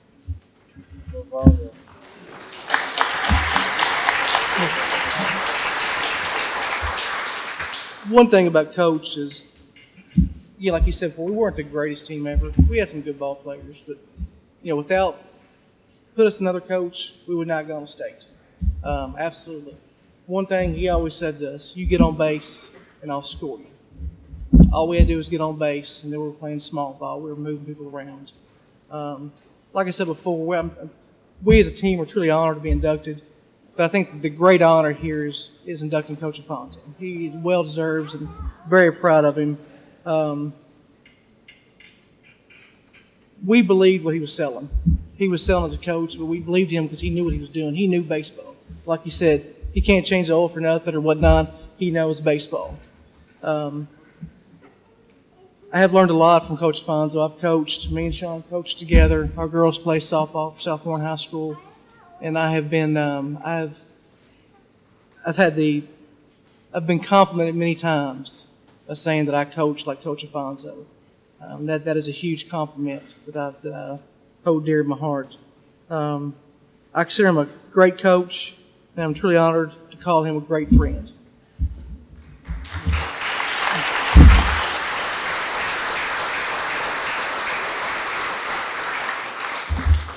I'm not good at this public speaking thing, so sort of bear with me. I just want to say. And now Pudge. We need him escorted out, security. But no, I just want to tell Coach, I mean, I know we're inducted as the team, and I appreciate that. And I'd like to thank everybody that had anything to do with it. It means a lot and really gives me validation now when I talk to my son. He has to understand and listen to me because I'm a Hall of Famer. But Coach Alf he's the coach he's the standard I use to judge other coaches by. The way, the results he gets and the belief that he had and the way he taught us and handled us. I always watch a game differently now. It's like, well, what would Coach have done? You know, how would he have handled that? And I was like, no, they should have stole the base and then bunted them over, you know. And I watched the game just analyzing it, you know, sort of through his eyes. And sort of like Mills said, we bought what he was selling. He gave us confidence. He believed in us. That year we won 16 games in a row. It's pretty hard to do. And what he did, he explained to us there's a bunch of different situations and ways to win games. You can come from behind, you can blow teams out, but he always believed no matter what that we were going to win. And I think he referenced in one of his stories, he was saying that he would, you could fire him on the spot after getting beat 20-1, but he knew he would win, and he went out and done it. So you had to believe him, even though you didn't want to listen to him. But he knew what he was doing, and we got results. We're getting inducted as a team, but I echo Mills is we're here because of him, and we listen to him. One of the best lessons I got in life from Alf was never believing that somebody was better than you. You know, we beat Bowling Green, and I think they had 7 D1 players that year, and we beat them 4 times. But it's you know, they get dressed like you do. They put their clothes on, and they're no better than you. And we would go out there and we'd win and upset them, and they'd be over there till the lights went out in the ballpark trying to figure out what went wrong. And we'd do it time after time. But he just got you to believe in that you were better, and you can do what you wanted to do if you tried. He talked about his rants and raves that he would go on, and he had several. You know, having to come from right field to save him from an umpire that he's about to chokehold. I don't know what he was going to do to him, but people would call it crazy. And at the time, I didn't think it was crazy. I didn't really know what it was, the word for it, but it's passion. And that's what I feel that he had. It was passion, intensity, competitiveness, and I think a lot of us carry that on. Bobby's coaching. I know Mills and Huddle might be involved some in it, and it's a reflection of the influence he had on us. You know, I think I'll echo this statement. I'm going to get off. I can't hardly talk now. But it said, today he's getting recognized and inducted into the Hall of Fame, but I believe, Coach, to me and a lot of others, you've been a legend for a long time. Man, that's all I got.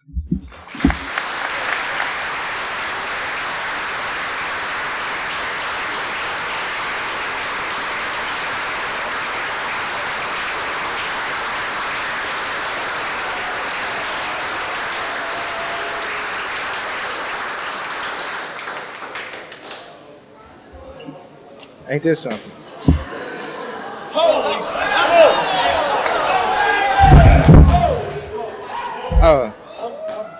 It's been 20 years since I've seen some of these guys, and I've never had the chance to say thank you to every player up here and the ones that couldn't make it.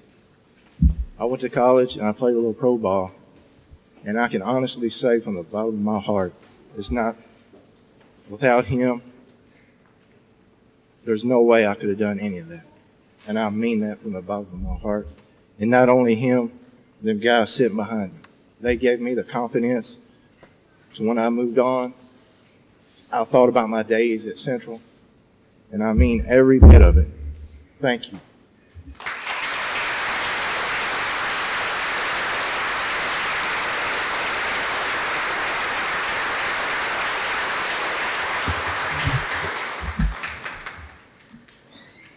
I guess I could say this has been the most special night of my life. I didn't expect none of this. I appreciate everybody coming. I love these guys to death. They're just unbelievable, and I'm just so proud of the people that have become and where my players have gone and what they've done and how successful they've been. through all of this, I must have done something right somewhere. But I love him to death. And Mr. McCraney, that was the most unbelievable introduction I have ever seen in my life. I'm speechless. I mean, I appreciate it. Love you to death. And, want to apologize to anybody in here that I've hurt somewhere down the road by, I'll tell you one, I'll tell you one quick story real quick about my teaching. When I was a nuthead, okay? We're in the, me and Coach Stewart were sitting at the gym in the office. Comes over the intercom.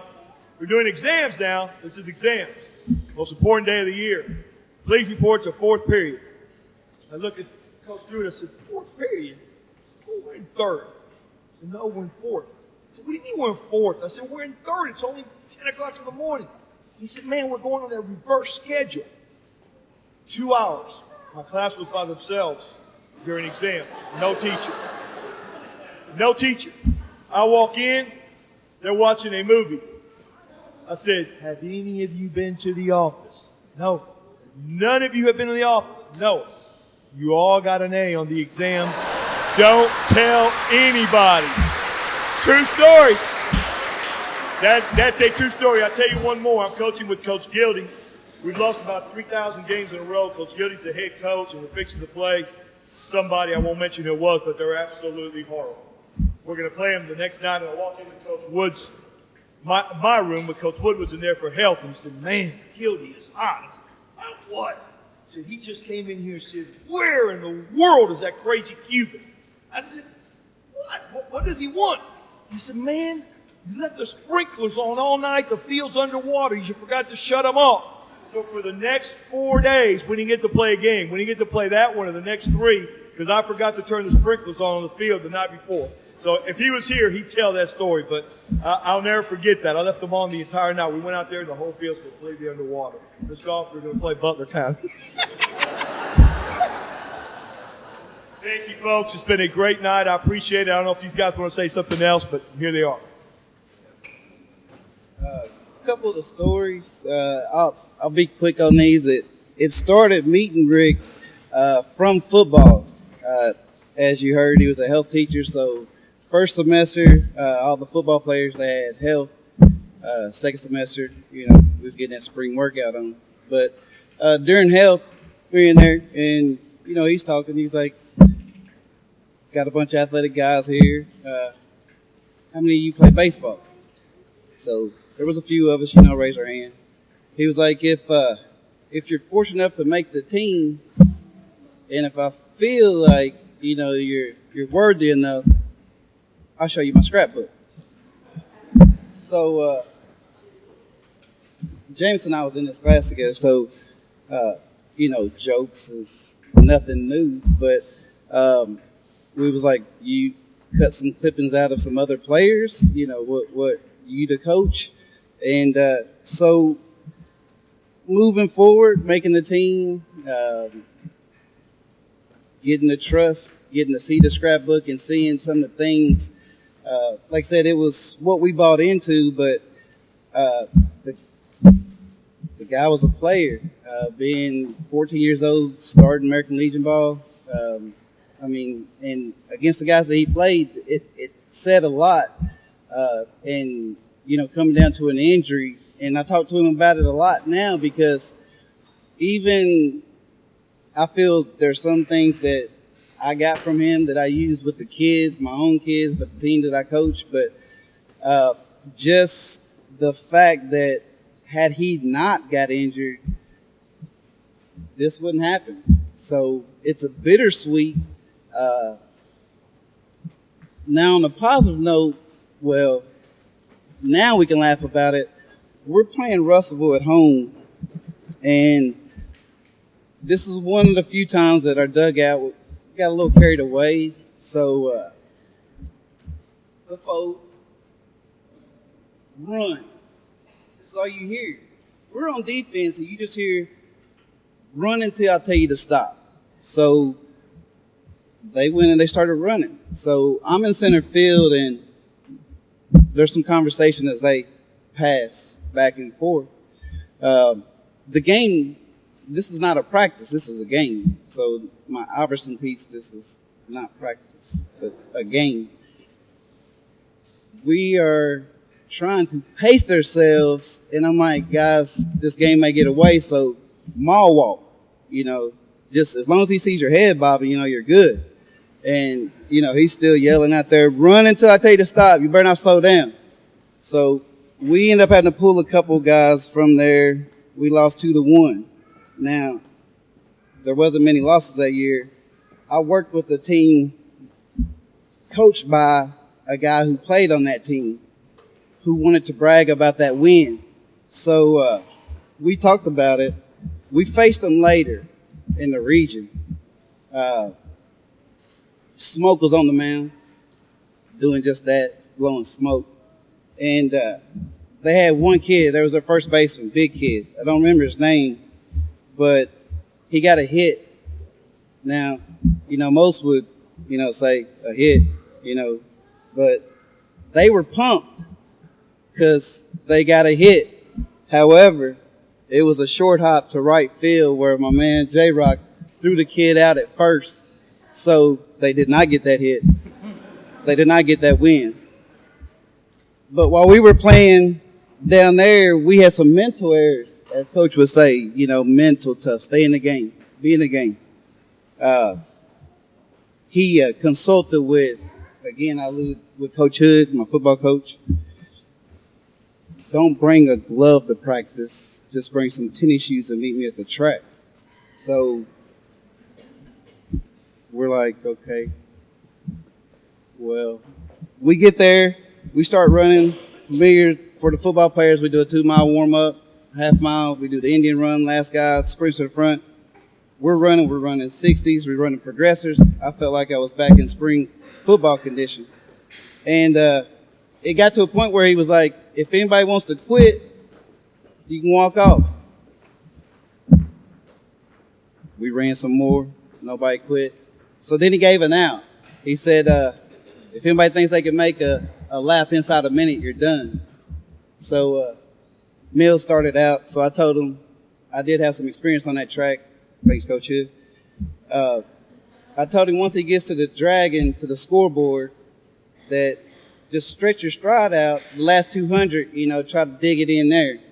He just pushed over the 1 minute mark. So I was tired, like we all were, but more so tired of trying to run. So I able to slide in there. But we finished up, but it was a point that he was making. We're going to make tons of physical mistakes. It's mentally staying in the ball game. And that's some of the things that, I try to pass on to the kids, not only in lessons, but just that I coach. My kids, it's mentally staying in it, not giving up, working through it. So like Jameson said and the other guys, it's things that we take from him, but some frown on, may hold it against them, but that's the way, and for that, always got love for you. Always. You my dude.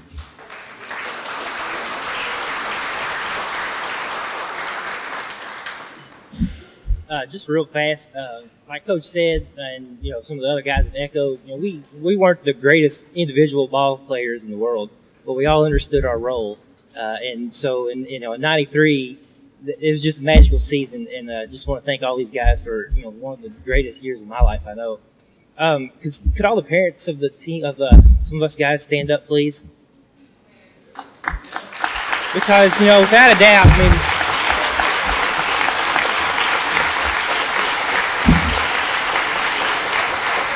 Yeah, because a lot of us, we went through from Pee Wee all the way through high school, and it was always the same core group of guys, we knew each other, even the guys that didn't play in the Southern Little League. We knew the other guys from All-Star games and playing against them, and or man, you heard about that Kearns guy over in BG East and things like that. And so when it just really all came together, and just want to thank all the parents for all the work that they did all the years leading up to that.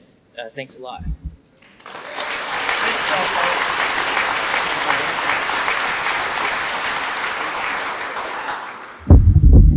I just want to say very quickly, baseball team, make sure that you pick your plaque up. And for the guys that are not here, we'll make sure they get theirs. Want to end, but I also want to say real quickly, this coming week happens to be homecoming at Warren Central. We'd love to see all of you back. We have a big event scheduled for Wednesday night here at the school with a supper, and also I think a faculty basketball game versus the kids. The kids are going down as usual. But Friday night is homecoming. And I just want to end with this. I kind of feel like every time I have a platform, I do this. Warren Central was a great place when you all were here, and it still is. It's a wonderful place for your kids to go to school. We have, as Chase Goff said earlier, we're going to have state-of-the-art facilities. Would love to see all you, baseball team, when we open this baseball field up, love to see you all back. Maybe one night we can have a night for you all. But it's a great school. It's a great place to work. It's a great place for kids to be, and we're just so happy that all of you could come back. Once again, thank you very much for your attendance tonight. Thank you.